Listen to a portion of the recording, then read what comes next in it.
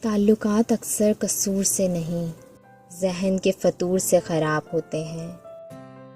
اگر تمہیں خدا پہ بھروسہ ہے تو امید پر بھی ہونا چاہیے، کیونکہ امید خدا کا عطیہ ہے اور ہم فانی انسانوں کے پاس سب سے بڑا سرمایہ ہی امید ہے۔ سچے لوگوں سے دوستی رکھو، وہ اچھے دنوں میں سرمایہ اور برے دنوں میں محافظ ہوتے ہیں۔ دنیا میں کسی بھی حوالے سے کسی دوسرے کی محتاجی بدترین اذیت ہوتی ہے۔ اللہ تعالیٰ سے ہر وقت دعا کرنی چاہیے کہ اپنے سوا کسی اور کا محتاج نہ کرے۔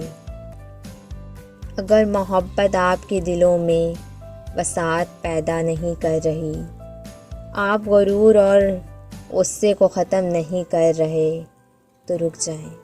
ابھی آپ محبت کی منزل سے بہت دور ہیں۔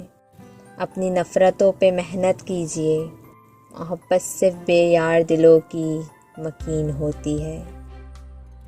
عزت سے اپنی جگہ تنہا کھڑے رہنا اس ساز سے بہتر ہے جو آپ کی عزت نفس کو چل ڈالے۔ یہ جو اہم ہوتے ہیں بڑے بے رحم ہوتے ہیں۔